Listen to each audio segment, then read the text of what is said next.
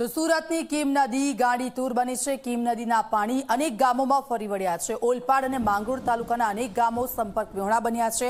ઓલપાડનું કઠોદરા ગામ બેટમાં ફેરવાઈ ગયું છે તો ગામની 1800 જેટલી વસ્તી પૂરના પાણીથી અસરગ્રસ્ત છે। કઠોદરા ગામના અનેક ઘરોમાં કીમ નદીના પાણી ફરી વળ્યા છે તો ઓલપાડનું કઠોદરા ગામ બેટમાં ફેરવાઈ ગયું છે। કીમ નદી ઓવરફ્લો થઈ અને તેના પાણી અનેક ઘરોમાં ઘૂસી ગયા છે। સુરત જિલ્લામાં કીમ નદી છે તે ગાંડીતુર બની છે અને કીમ નદીનું પાણી હવે લોકો માટે આફત બની રહ્યું છે। દ્રશ્ય તમે જોઈ શકો છો। સામેની તરફ જે કઠોદરા ગામ આવ્યું છે એ સિઝનમાં બીજી વખત બેટમાં ફેરવાઈ ચૂક્યું છે અને લોકો છે તે કમરથી લઈને ગળા ડૂબ સુધીના પાણીમાંથી અહીં જે આ મુખ્ય માર્ગ છે, જે કીમ ગામને જોડતો આ મુખ્ય માર્ગ છે, તેમાંથી પસાર થઈને આવવા માટે મજબૂર થઈ રહ્યા છે કારણ કે ગામ આખું છે તે બેટમાં ફેરવાઈ ચૂક્યું છે।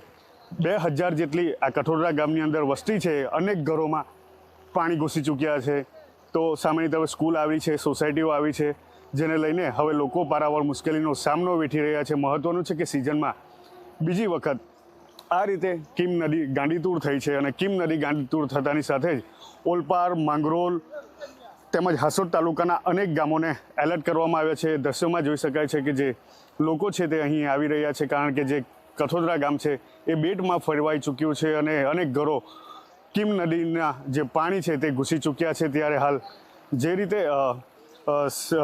વાત કરીએ તો અહીંથી કેટલા લોકો આવી રહ્યા છે તેમની સાથે વાત કરવાનો પ્રયાસ કરીશું। बताइए आप कहाँ थे अभी? परिश्रम सोसाइटी। परिश्रम सोसाइटी। कितना पानी है अंदर? इतना पानी घरों में पानी घुस चुका है। घरों में पानी घुस। कैसे आए आप लोग? बस। अभी कहाँ जा रहे हो? किम जा। अच्छा, बाजार जा रहे हो? कितना पानी है अंदर? अंदर इतना पानी। अच्छा, कितने घर होंगे? घर में पानी घुस गया पूरा 200 घर, 200-250 घर में पानी है। पानी है। बहुत तकलीफ है, इतना पानी पीने को मिलता है ना, कहाँ जाएगा आदमी? इतना पानी में कौन आएगा बाजार? कोई जाने आने के लिए सुविधा भी नहीं है। अच्छा, ये मेन रोड पे ही पानी भर चुका है। हाँ, मेन रोड का घर में पानी चला गया। सरकार नाय भी नहीं लाવે। જે ચોક્કસથી તો જે રીતે દ્રશ્યો હું કેમેરામેનને કહીશ કે બતાવે, આ જે મુખ્ય માર્ગ છે તેની ઉપર આપણે ઊભા છે। કમરથી લઈને ગળા ડૂબ સુધીના પાણીમાંથી લોકો અહીં આવવા માટે મજબૂર બન્યા છે કારણ કે જે રીતનો કીમ નદી ગાંડીતુર થઈ છે તેને લઈને કીમ નદીના પ્રવાહમાં અનેક ગામો આવી ચૂક્યા છે અને લોકો હવે ભારે મુશ્કેલીનો સામનો કરવા વેઠી રહ્યા છે કારણ કે જે રીતે કીમ નદી ગાંડીતુર બની છે તેને લઈને અનેક ગામો કીમ નદીની ઝપેટમાં આવી ગયા છે અને હાલ લોકો છે તે ગળા ડૂબ સુધી પાણીથી લઈને ઘરોની અંદર ગોંધાવા માટે મજબૂર થઈ ચૂક્યા છે। સંદીપ વસાવા, ઝી મીડિયા, કીમ, સુરત।